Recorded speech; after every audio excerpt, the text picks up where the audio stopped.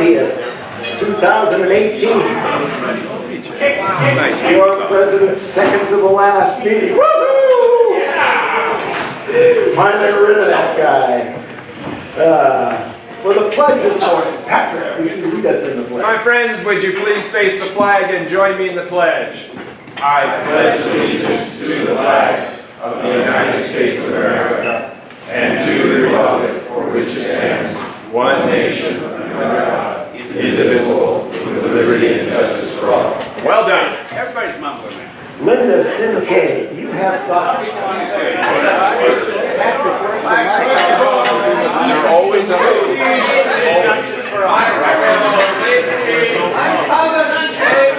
I know. Good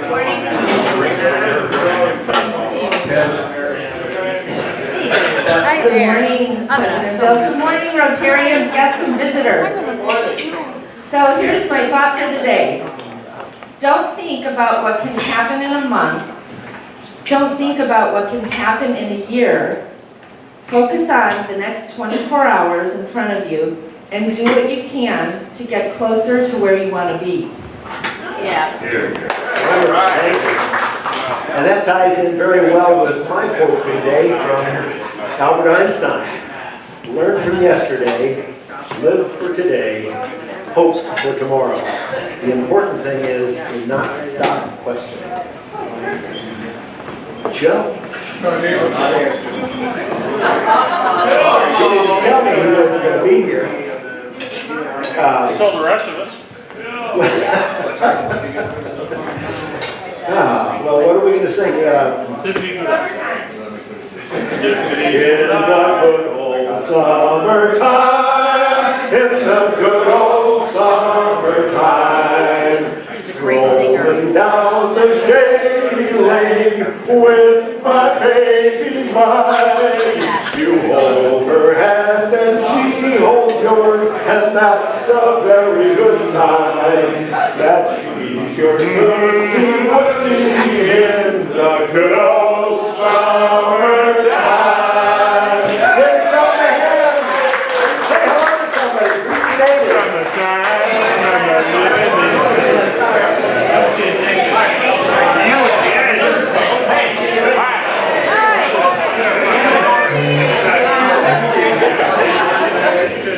Thank you today to our greeters, Terry Kelly and Bob Kieser, ready at the door, and our mic team today, Marty Webb and Gus.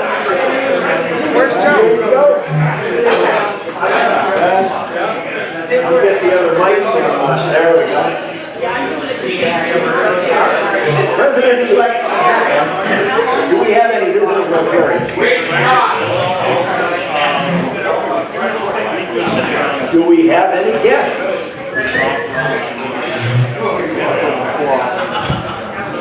Who would like to introduce our guests this morning? Jim, there you go.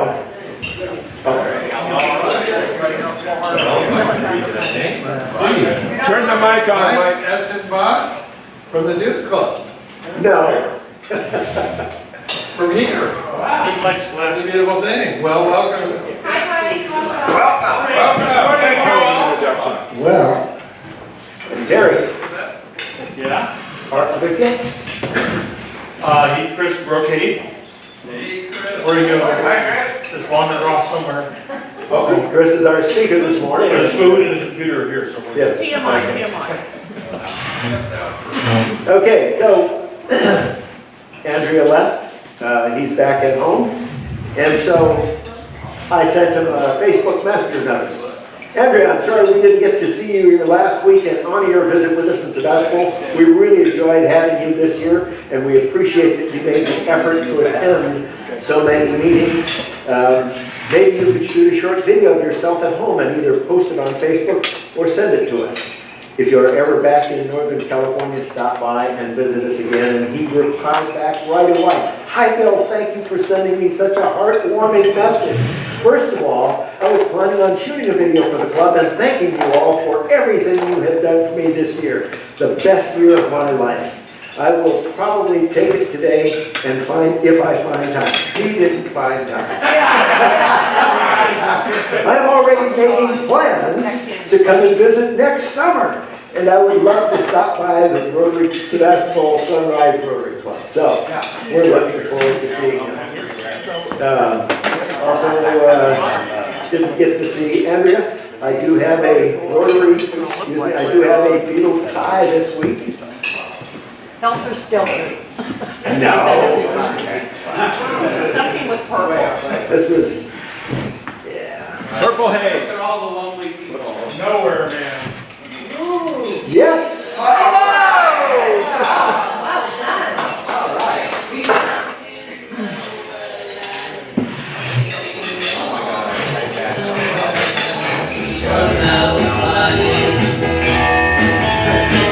Doesn't have a point of view, knows not where he's going to.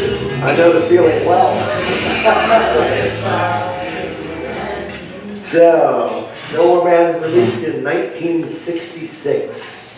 This day in history, on June 20th, 1840, Samuel Morse was, at the time, was a well-respected portrait artist. Who knew?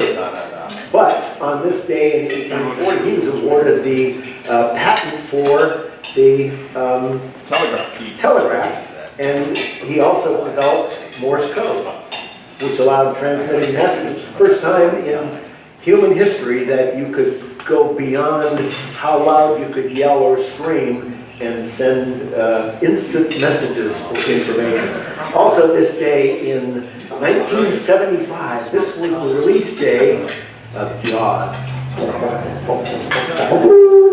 This was the first big blockbuster movie, and it really started the trend of having a summer blockbuster movie that, you know, they hyped and they tried to get all the kids to go to. At the time, it was the highest grossing film ever released in the first 5 days or something like that. So, Jaws. June 20th, birthdays in history. In 1925, this was the birthday of Audie Murphy. Audie Murphy was one of the most decorated soldiers in all of World War II. After the bombing of Pearl Harbor, he tried to enlist. First in the Navy, they wouldn't take him. Then in the Marines, they wouldn't take him.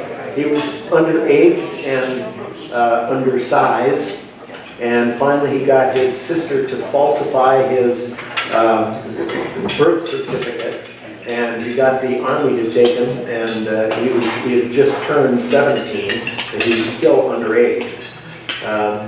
He received virtually every military combat award available from the U.S., as well as awards from both France and Belgium.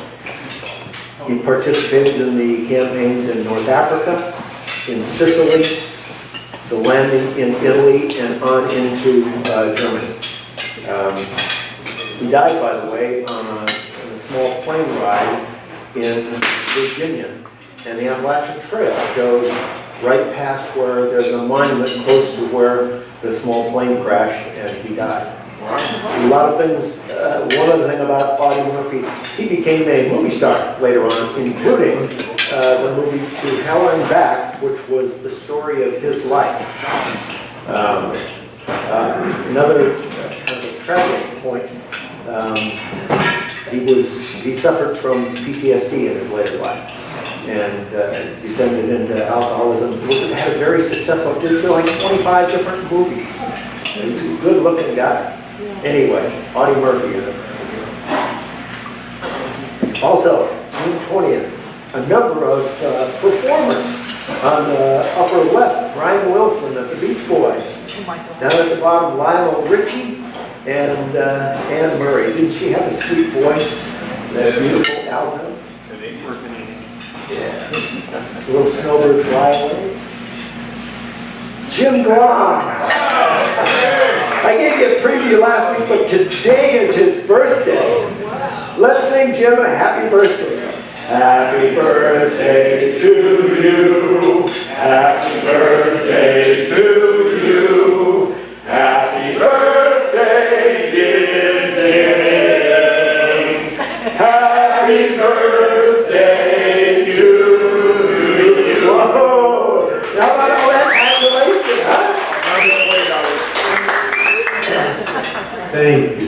much. Yes. Sorry. I was thinking about That that was morning fun. last night. And have you been reading the Rotarian where they have their discussion about invocation? There's something about our meetings that I've always missed, and so I wondered if you would indulge me. I will indulge you. I invoke the power of love and friendliness. We should all be grateful for what we have here in this room. And it's what draws us here every Wednesday morning. And I'm so thankful for all of you. And I want to invoke the power of gratitude. Gratitude for this community of such eye-popping beauty, and for the peace we experience and enjoy in our lives. And I invoke the power of Rotary, the power of service, and I encourage you all to continue with a smile or with some dough or some elbow grease and continue your service. And I love you all.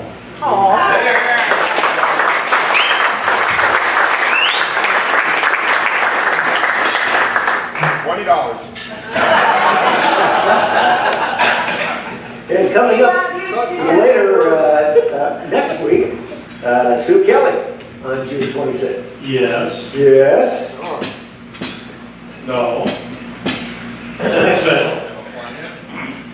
We're just celebrating that we have finally sold, closed, and gotten money from selling my brother's house. And I've been here almost a year. Well, Maxine and I had our anniversary on Monday, and we celebrated by my going to the Rotary board meeting. Ooh, that was fun. But I did bring her breakfast in bed with flowers and chocolate. Patrick. President Bill, I just want to say what a spectacular thing you put on Facebook about you and your Thank you. wife. So really well done. Thank you for doing that. When you look back over It's a your benchmark. life together, it's amazing the number of places we have been, the number of people we've been in love with, including Rotarians in 2 different states. And thank you. And member anniversary. Yeah! Darlene! Gus, give her a microphone, Gus. Gus, you're sitting right next to You're her. sitting right You're off the A team, Gus. Yes, Darlene. It's moments like these that make the mornings worth it. It's been 10 great years. This is my baby. Yeah. I love the pose. We can do it. Rosie the Riveter. And also our good friend Richard, who we hope to have returning to us soon. He's been on leave of absence following that procedure he had on his liver, and his recovery was tough. So we sent him a couple of cards, and he's doing better. He's starting to send out emails and pull together some of his first emergency prep meetings. So you know he's starting to feel a little bit better. We have an honorary Rotarian, as you know, we presented that to Louis the day that we had the presentation on the Holocaust. And I think that's really very deep. And so he sent that back to Margie, and this is her picture holding up the honorary Rotarian. Yeah. So he said she was very, very pleased. And Brian, yeah, you're a proud papa. What's it? A team is on it over here. Yeah, I talked about this last week with my son Casey. UCLA, I showed this picture for Michael with the antenna. So yeah, I'll just pay up. And my daughter too, she was a month back. There she was. Yeah. Nice. We talked about it last week, but I didn't have the full. Yeah. So I'll bring it back up again. Environmental Yeah. microbiology. So, yeah, I'm a proud papa. Lots of work. 3 kids at $500,000. Oh, my God. Okay, enough frivolity for now. It's time, we announced a couple of weeks ago, we're going to have a business meeting today. 2 items on the agenda. As I mentioned before, we're also, the governance committee has been working on completely redoing our bylaws. That they're not done yet, but they're getting real close, or maybe they are done, but anyway, that will be a subject of another business meeting coming up, as well as incorporating the club. Remember, we have the Rotary Club Festival Sunrise Community Foundation, which has been incorporated, but the club has not. And one of the things that President-elect Matt has pointed out is that leaves us a little more exposed, both as board members and regular members, when we're out doing something, should anything happen. So we're working on that in the future. First of all, on the dues, we're proposed that the board discussed and elected to have a dues increase from $305 to $335. We haven't had a dues increase since Jerry Mechel's here, and Rotary International. Hang on just a second.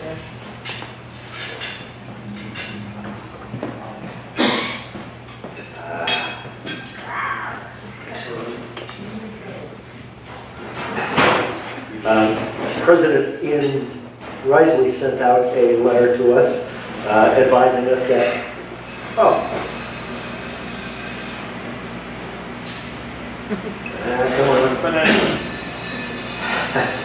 We need Ken Grant. Yeah. Technical support, me and Ken. Okay. You killed it. Down, boys. No pressure. There we go. So this is Ian's letter that went out to all club presidents, announcing that, number one, we got a $4 increase this year. There's another $4 increase next year, and another $4 increase the year after. So that's $12 that's going to Rotary. That's all included in this $30 increase. That's almost a little more than a third of that just going to Rotary International. We also, our treasurer, Barbara, during our board meeting gave us a pretty good review of what our expenses have been. We've had continuing increases on the rent that we pay for this facility, except for a 2-year period when we bought the TV and decided to split the cost with the Masons and allow them to use it, and in exchange they gave us a 2-year hiatus on rent increases, but we got another 1.5% increase in our rent from now on, unless we come up with another scheme to avoid that. But one of there's several things that have caused our sort of budget shortfall. One of the things is that we have expanded the number of folks that we typically get when we do our student of the month. We have the kids come in, but we also have the principal of the building, and frequently the student brings his parent, sometimes his parent and a sibling, sometimes 2 parents, and so each of those is additional meals that we pay for. That all comes out of the operations budget. So none of our fundraising stuff really goes towards operations. That all comes out of our dues.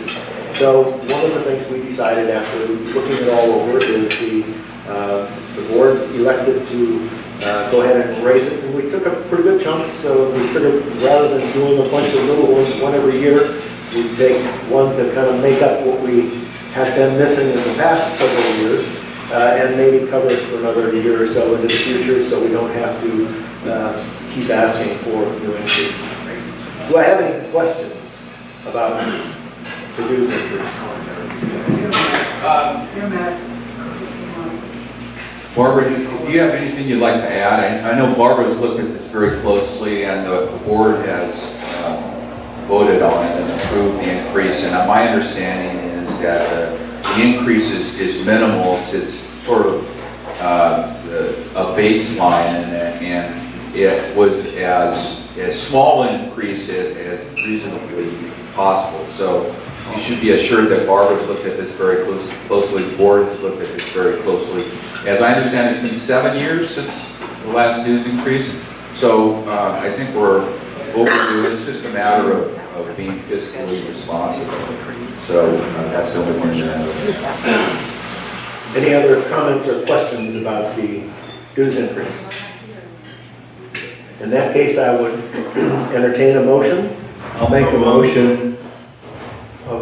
Do we have a second? Second. Okay, those in favor, please raise your hand. Any opposed? The motion is carried. Next item on the agenda is corporate memberships.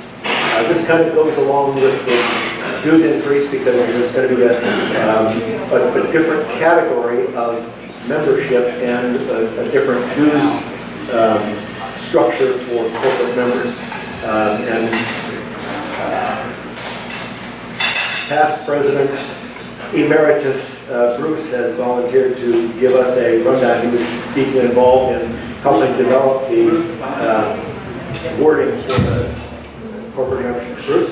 The membership committee has met over the past year, and in compliance and concert with Rotary International's intention of opening up memberships at Rotary, have addressed the idea of corporate membership. And what does that really mean?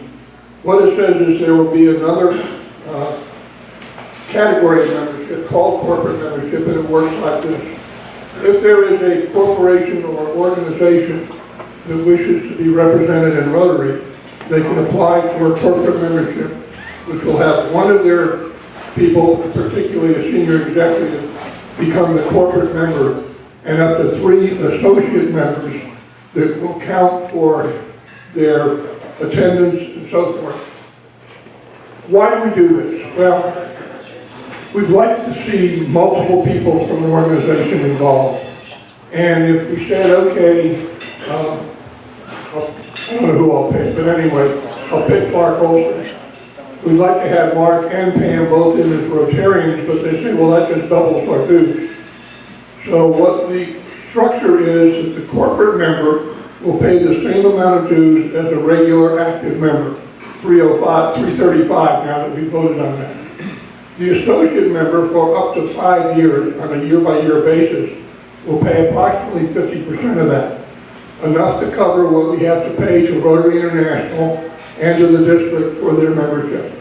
So, assume, I guess I can pick on Charlie Judson because that's where we started with this.